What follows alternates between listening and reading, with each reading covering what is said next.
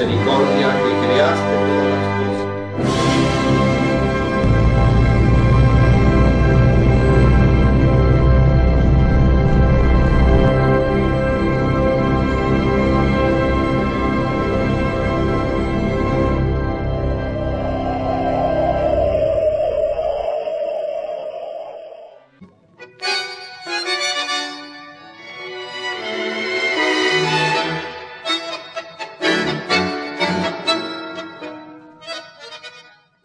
Bloque de huellas, vamos a hablar de una historia que cuando Arturo me la comentó, la verdad que me apasionó. Me dije a mí mismo, esto es argumento para una buena obra literaria, una obra de teatro, un buen cuento, porque tiene algunas connotaciones tragicómicas, si se quiere, como toda buena tragedia.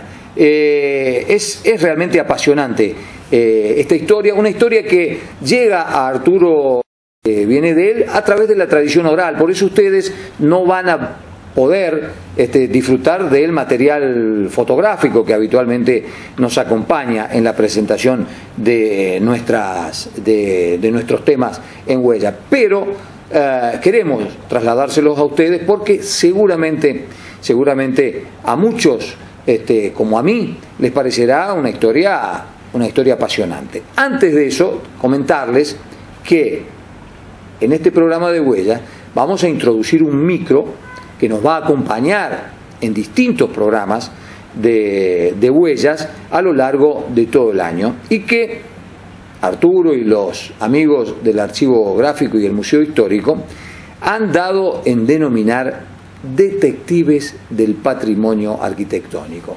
¿A qué se debe? Bueno, este espacio nuevo que es Detectives del Patrimonio tiene la finalidad de rescatar precisamente algunas facetas que tienen que ver con la arquitectura y la sociedad en San Francisco y el valor patrimonial que tienen algunas construcciones. Así que nos acompañan para hacer siempre estos programas. Va a estar la arquitecta Aurora Bruno y también la arquitecta Cristina Rearte, que son conservacionistas, ¿no es cierto?, y tienen la especialización en el tema. Entonces ellas van a ser las encargadas en realidad de explicar de qué se trata cada uno de estos detalles.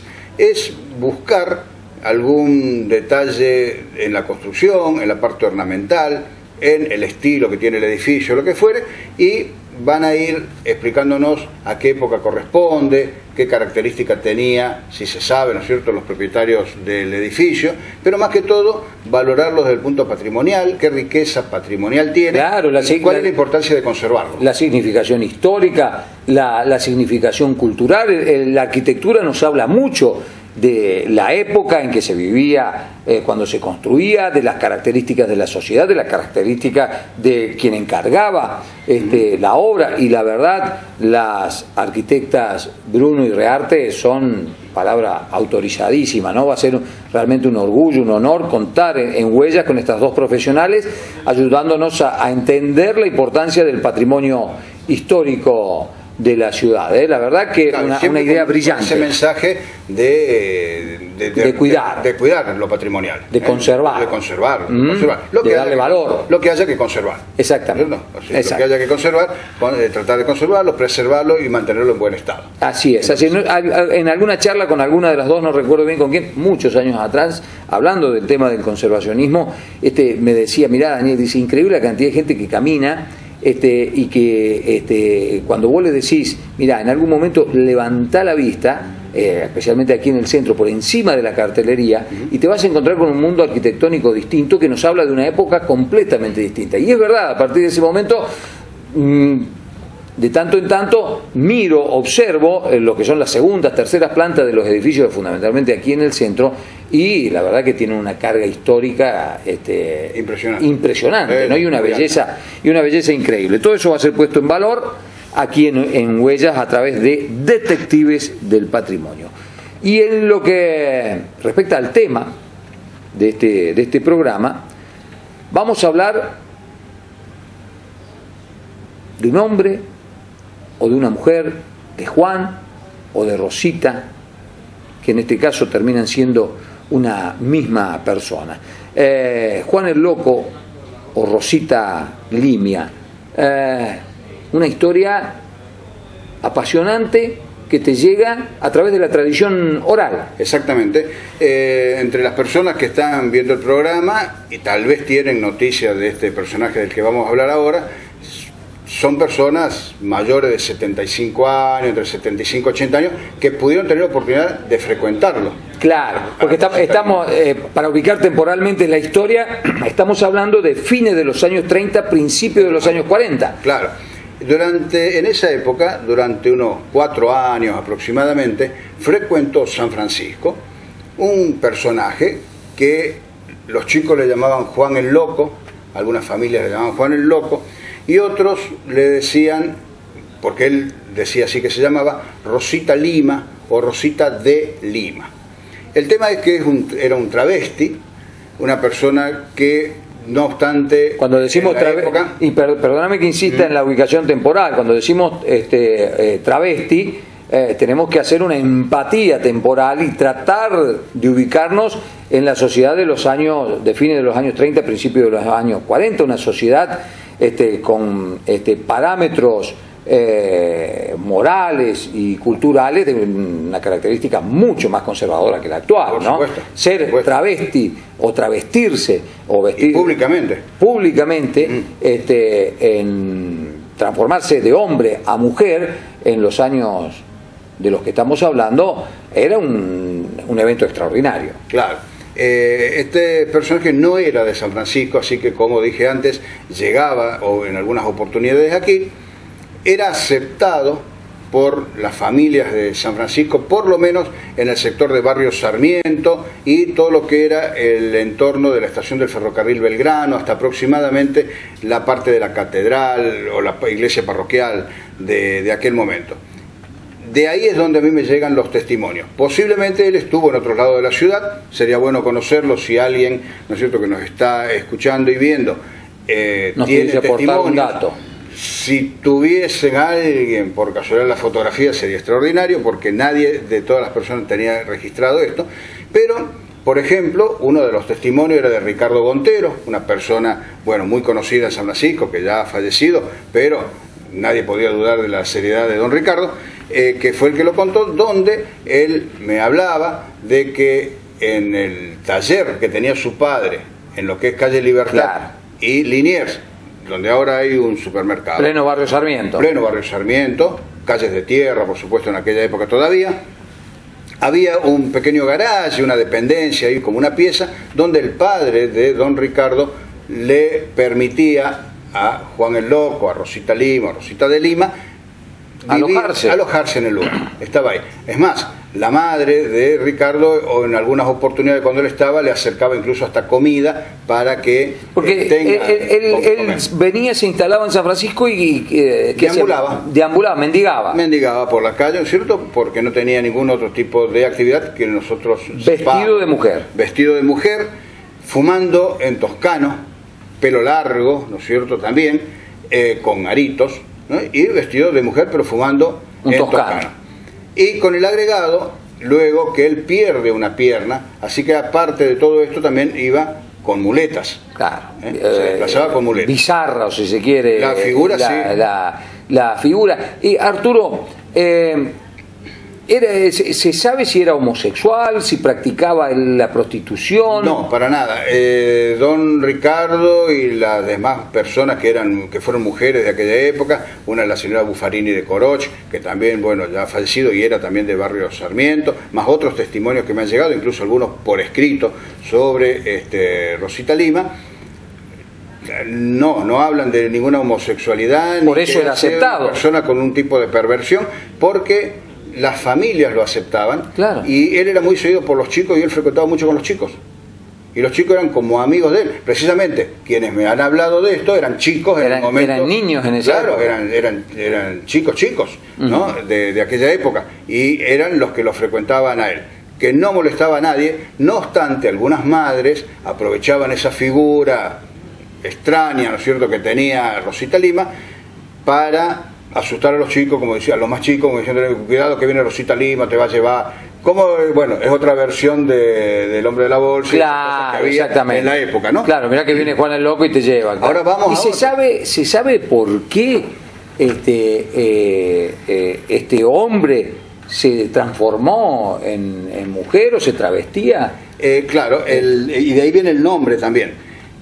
La historia que me contaron era que él había tenido un amor no correspondido de una mujer que se llamaba Rosita, o Rosa, Rosa o Rosita, y que él era Juan Lima, de ahí viene lo de Juan el Loco, claro, y lo del apellido Lima. Ahora, ¿por qué era Rosita de Lima? Porque él, al no poder casarse o convivir con esta mujer que él quería, un amor no correspondido, exactamente, él como que se trastorna y se convierte él en esa mujer, ¿no es cierto?, y toma el nombre de ella y él le da el apellido. Era lo muy tradicional también matrimonialmente, donde la mujer llevaba, ¿no es cierto?, el apellido del marido. Rosita de Lima, y Lima era él. Claro. O sea, él pasa a ser ella.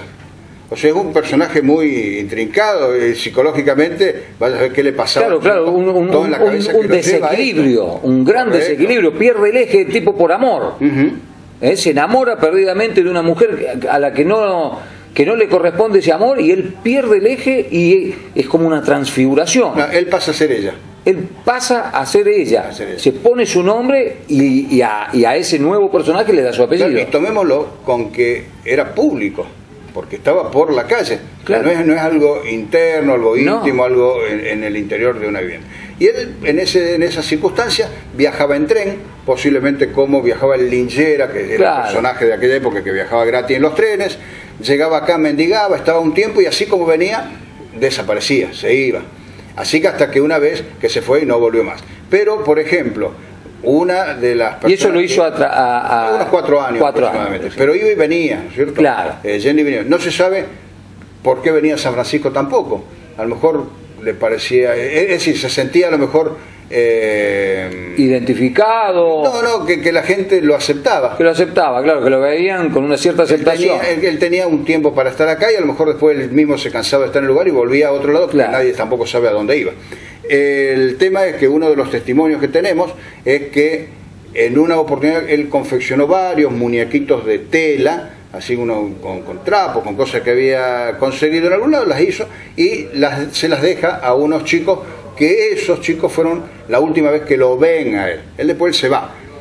¿Por qué no vuelve? Como una especie de regalo que podría ser interpretado de despedida. Podría ser interpretado de despedida, a lo mejor tenía la decisión de no volver. Tampoco sabemos por qué no volvió. Si murió, si lo fue arreglado, o si lo internaron, claro, porque por su estado mental, que a lo mejor en otro lado tomaron como que era una persona que estaba loca.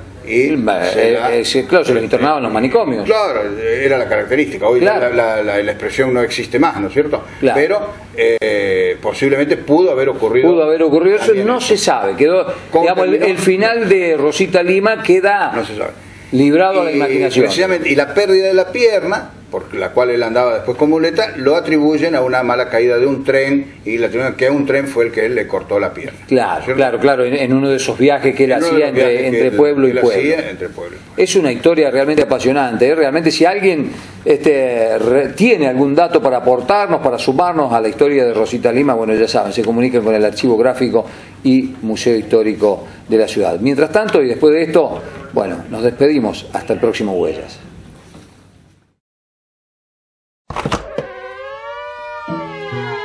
Fueron extranjeros que confiaron y se radicaron en San Francisco. Fueron argentinos que trabajaron para hacer un San Francisco mejor. Fueron sanfrancisqueños que se prodigaron para hacer trascender a su ciudad. Hoy, sus fotos, bienes, obras y recuerdos, junto a los de cientos de personas, están custodiados en el Archivo Gráfico y Museo Histórico de San Francisco y la región, para conocimiento y ejemplo de las nuevas generaciones. Esta entidad cuenta con un terreno, un valioso patrimonio, el trabajo voluntario de muchas personas desde 1996 y un proyecto para dar a San Francisco y la región un archivo y museo de real jerarquía. Y para ello necesita el apoyo de la comunidad. ¿cuál será su aporte para que esta obra se concrete? Archivo Gráfico y Museo Histórico de San Francisco y la región.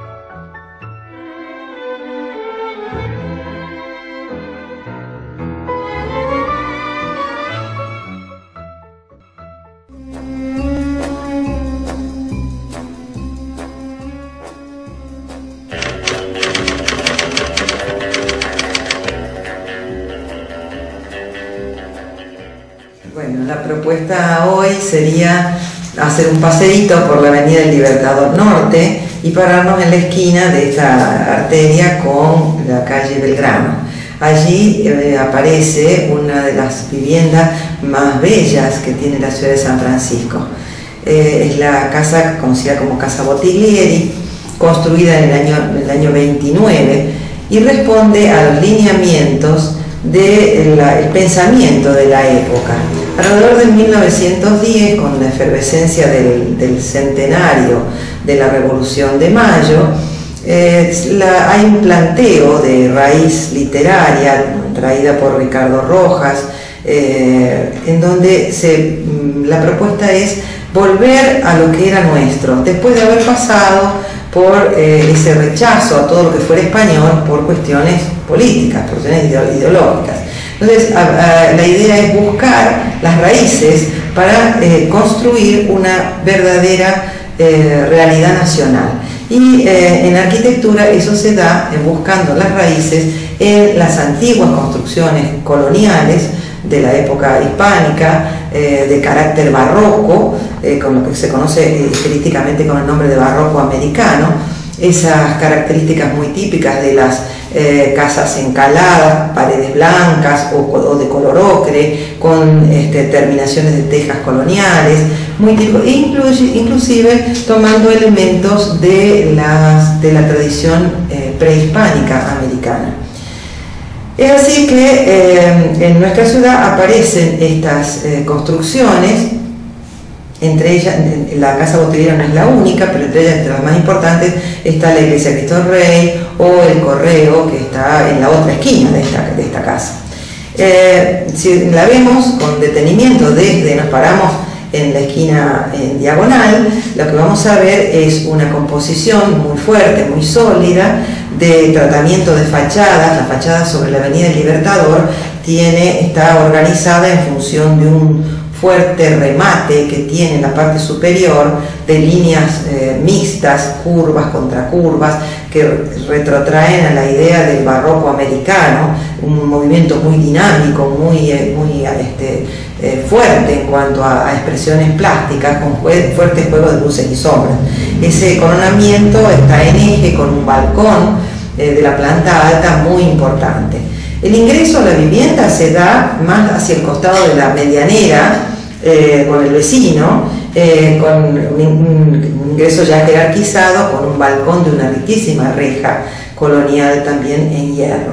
Por el costado, por la fachada que da sobre la calle Belgrano, aparece el ingreso al consultorio del médico que había hecho construir la casa, el doctor Bottiglieri, así como también los portales que dan al patio posterior. Las dos fachadas, digamos así, vistas en esquina, se encuentran enlazadas por un bellísimo balcón. Quizá lo más distintivo de esta casa es ese balcón de madera con la estructura también con ménsulas muy ricamente decoradas, la baranda de balaustres y las columnas salomónicas que sostienen una cubierta de tejas coloniales. Las rejas, el colorido de la casa, en esos tonos ocres, que era el color más usado en el barroco en Córdoba, por ejemplo, corresponden a ese tipo de arquitectura neocolonial. Se conoce con el nombre de neocolonial porque busca la relación con la antigua situación con España. El balcón, por otro lado, trae reminiscencias limeñas, reminiscencias de la Lima antigua, la ciudad de los balcones de madera, que también hace que tengan algo que ver con lo americano. La idea de lo americano es lo que, de lo original americano, es lo que resulta de interés en esta casa. Es realmente un placer ver la composición, las texturas, las rejas coloniales y los detalles decorativos que tiene la casa. Para eso necesitamos un poquito de tiempo para separarnos, verlos y aprender a valorar este patrimonio que es nuestro, que nos identifica y que de no conocerlo nunca vamos a poder tener.